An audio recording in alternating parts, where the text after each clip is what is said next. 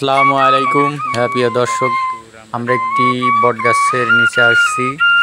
এটা হচ্ছে ঝিনাইদহ হরিণাকুণ্ডু থানার দারিয়াপুর গ্রামের মাঠের মধ্যে এই বটগাছটি। এখানে কিছু লোক বাঁশি বাজাচ্ছে, আমরা সেই বাঁশির সুর শুনছিলাম এবং বটগাছটি ঘুরে ঘুরে দেখছিলাম। আশা করছি আপনাদেরও ভালো লাগবে।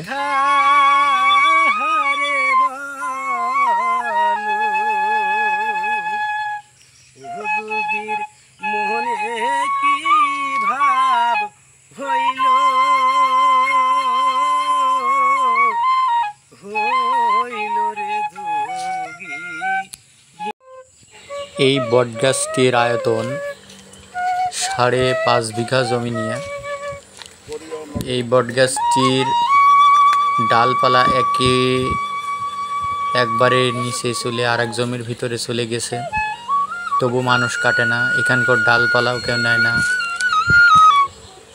আমি এই যে ডালপালাগুলো দেখছেন তো অনেক দূর থেকে চলে এসেছে। ওই দেখেন, ওখান থেকে এই পর্যন্ত ওই কয়েকটি ঈদগাহ ময়দান আছে, আপনাদের অবশ্যই দেখাবো, আপনারা দেখবেন।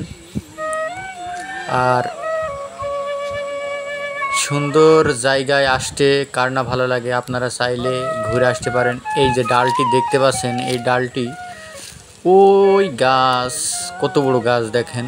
এই গাছটি এখানে চলে এসছে 19 শতকে এই গাছটি লাগানো হয়েছিল, এখন 2025। আমি সেখানে গিয়েছিলাম। এই ডালগুলো আমার কাছে অনেক ভালো লাগছিল যে বট গাছটা ওখানে ডালটা এত দূরে চলে এসেছে।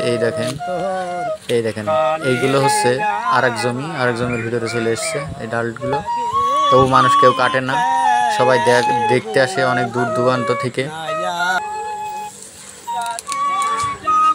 খুব ভালো লাগছে এই গাছগুলো।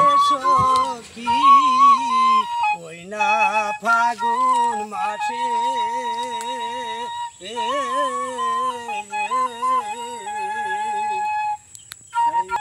গাছের ডালে সখী ওই না ফাগুন মাসে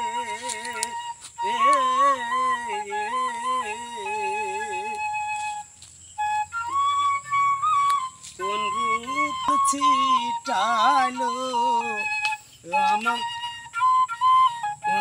রে আমার সুখ বসন্তর কালে রে আমার নব বন কালে।